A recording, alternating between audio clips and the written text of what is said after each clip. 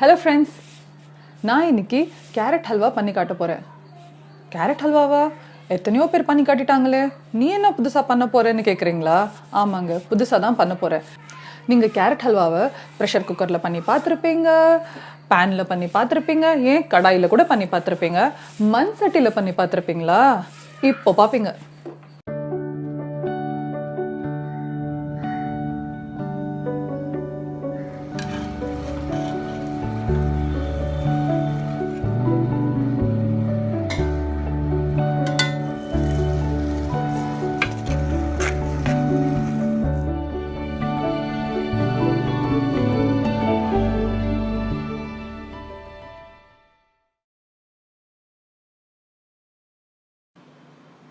Carrot halwa செய்ய தேவையான பொருட்கள்: இடித்து வச்ச ஏலக்காய், கொஞ்சம் முந்திரி பருப்பு, பிஸ்தா பருப்பு, காஞ்ச திராட்சை, நெய் தேவையான அளவு, பால், இனிப்பில்லாத பால்காவும் தேவையான அளவு தாங்க.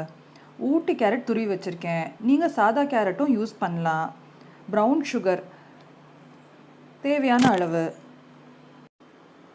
மண் சட்டி சூடான உடனே தேவையான அளவு நெய் ஊற்றிக்கோங்க. மண் சட்டியில் சமைக்கிறதுனால தேவையான அளவு நெய் சேர்த்தா போதும். இதனால் உடம்புல கொழுப்பு அளவு அதிகரிக்காது. நெய் நல்லா காஞ்சிட்டு வந்த உடனே இதில் முந்திரி, பிஸ்தா, ட்ரை கிரேப்ஸ் சேர்த்து லைட்டாக வறுத்துக்கோங்க. இப்படி காஞ்ச திராட்சை குண்டு குண்டாக ஆனதும் அதை வெளியே எடுத்து தனியாக வச்சுக்கோங்க. மண் சட்டியில் நீங்கள் என்ன வேணாலும் சமைக்கலாங்க. ஈவன் மைக்ரோவேவ்க்கு கூட இது சூட்டபிள் தான்.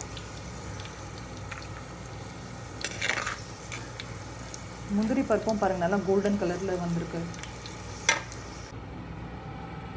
அதே நெய்யில் துருவிய ஊட்டி கேரட்டை சேர்த்துக்கோங்க. நல்லா கிண்டி விடுங்க. ஒரு 5 மினிட்ஸ் க்ளோஸ் பண்ணி வைங்க, ஸ்டீம் ஆகட்டும். அந்த காலத்தில் தான் நம்ம தாத்தா பாட்டி சாப்பாட்டை ஸ்டீம் பண்ணி தாங்க சாப்பிட்டாங்க. அதாவது வெள்ளாவின்னு சொல்லுவாங்க.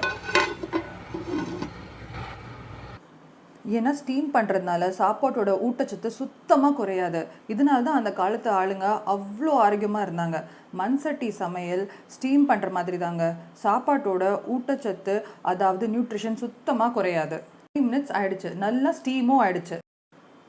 அடுத்து கொஞ்சம் பால் சேர்த்துக்கோங்க, நல்லா கிண்டி விட்டுக்கோங்க. மற்ற பாத்திரத்தில் சமைக்கிறத விட மண் சட்டியில் சமைச்சா டேஸ்ட் ரொம்பவே நல்லா இருக்குங்க. கேரட் ஹல்வா எஸ்பெஷலி பிசுன்னு ஒட்டாத நேச்சுரல் டேஸ்ட் இருக்கும். அதில் ஒரு 2 மினிட்ஸ் க்ளோஸ் பண்ணி குக் பண்ணுங்கள்.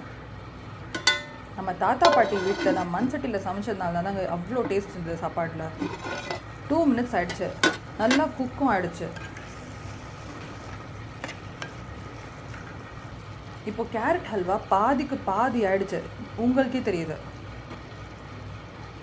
அடுத்தது அன்ஸ்வீட்டன்ட், அதாவது இனிப்பில்லாத பால்கோவா தேவையான அளவு சேர்த்துக்கோங்க. பால் ஏற்கனவே சேர்த்ததுனால இது சேர்க்கலனாலும் பரவாயில்லை, ஆனால் இதை சேர்த்தா டேஸ்ட் நல்லா இருக்கும். இந்த அன்ஸ்வீட்டன் பால்கோவா நீங்கள் வீட்லேயும் பண்ணலாம், இல்லாட்டி பேக்கரி ஷாப்லேயும் கிடைக்குங்க. நல்லா கிண்டி விட்டுட்டு ஒரு 2 நிமிஷம் மூடி போட்டு வைங்க.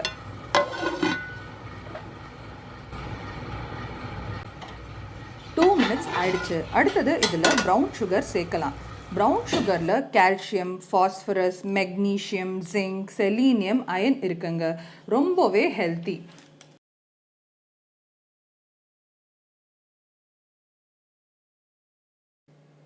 ப்ரௌன் சுகர் இயற்கையாக தயாரிக்கிறாங்க. ஒயிட் சுகரில் இருக்கிற மாதிரி இதில் கெமிக்கல்ஸ் கிடையாது.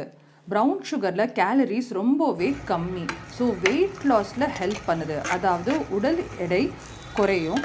அது மட்டும் இல்லைங்க, பெண்களுக்கு வர மாதவிடாய் வலியையும் போக்குது. Which means it reduces women's menstrual pain. Carrot halwa ஃபுல்லாக குக் ஆகிடுச்சு, ஆல்மோஸ்ட் ரெடி. அடுத்தது இதை இடித்து வச்சுருந்த ஏலக்காயும் ஃப்ரை பண்ணி வச்சுருந்த ட்ரை ஃப்ரூட்ஸையும் சேர்த்துக்கோங்க. நல்லா மிக்ஸ் பண்ணிக்கோங்க.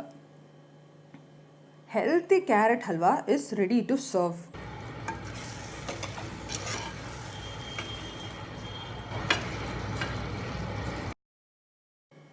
இப்போ என்ன கேரட் ஹல்வாவை வேற பாத்திரத்தில் மாற்ற போகிறேன்னு நினைக்கிறீங்களா? அதுதான் இல்லை. மண் சட்டியில் சிறு துவாரங்கள் இருக்கு. அதிக நேரம் சூட்டை தக்க வைக்க முடியும். இதனால் சாப்பாட்டில் நறுமணமும் ஊட்டச்சத்தும் அப்படியே இருக்கும். நீங்களும் மண் சட்டியில் கேரட் ஹல்வா பண்ணி உங்கள் ஃபீட்பேக் கமெண்ட் செக்ஷனில் ஷேர் பண்ணுங்கள்.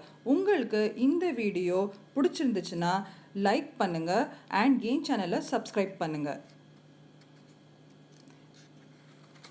Thank you and bye.